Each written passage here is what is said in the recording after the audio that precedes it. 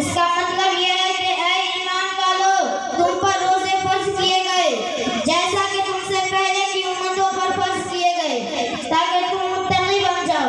ہر ایمان والے پر جس طرح نماز، زکوٰۃ اور حج فرض ہے اسی طرح اللہ تبارک و تعالیٰ نے روزہ بھی فرض کیا ہے۔ یہ روزہ پورے ماہ رمضان میں ہر سال رکھے جاتے ہیں۔ روزہ بہت ہی اہم عبادت ہے۔ اس عبادت میں بڑی خیر و برکت اور بھلائیاں پوشیدہ ہیں۔ صبح صادق یعنی فجر کی نماز شروع ہونے سے پہلے کچھ نہ کچھ کھا پی لیا جاتا ہے جس کو سحری کہتے ہیں۔ فجر کی نماز شروع ہونے سے پہلے ہی کھانا پینا بند کر دیا جاتا ہے اور پورا دن گزرنے کے بعد مغرب کی اذان کے وقت دوبارہ کھاتے پیتے ہیں جن کو افطار کہتے ہیں۔ افطار کے وقت ہر روزہ دار کو بہت خوشی ہوتی ہے اور اس وقت بندہ جو بھی دعا کرے وہ قبول ہوتی ہے۔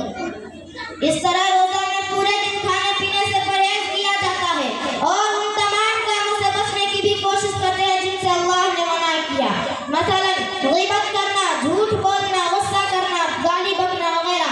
اس قسم کی باتوں سے روزہ ناقص ہو جاتا ہے۔ روزہ ہم کو یہ سبق دیتا ہے کہ ہم ہر وقت اللہ کے حکم کا خیال رکھیں، اسی کے مطابق عمل کریں۔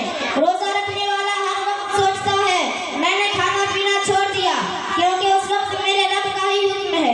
جب میں نے کھانا پینا اللہ کے حکم سے چھوڑ دیا ہے تو مجھے وہ بھی کام چھوڑ دینا چاہیے جن میں اللہ کی ناراضگی چھپی ہے، لہذا وہ تمام گناہوں سے بچنے کی کوشش کرتا ہے۔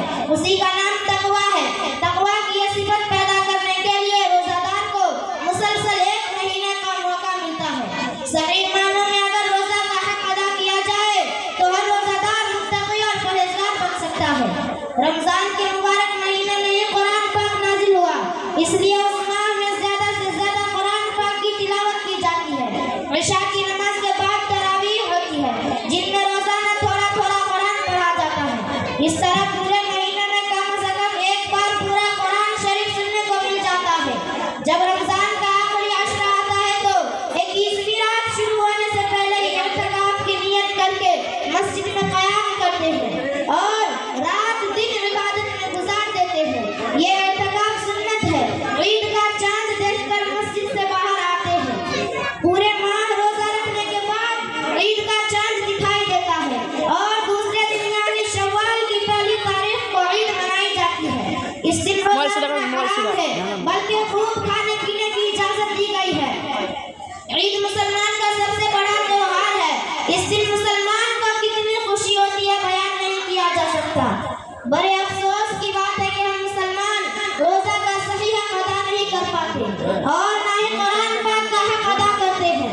بہت سے مسلمان اس مبارک ماہ رمضان کے روزے بنا کسی عذر کے چھوڑ دیتے ہیں اور جو لوگ رکھتے بھی ہیں وہ دوسری باتوں کا خیال نہیں رکھتے۔ ہم روزہ تو رکھ لیتے ہیں اور اپنی بیویوں سے بھی دور رہتے ہیں مگر اپنی زبان کو کتنا قابو میں رکھتے ہیں، باوجود روزہ دار ہونے کے ہم اسی طرح سخت گالی گلوچ غیبت کی عادت میں مبتلا رہتے ہیں۔ کاش کہ روزہ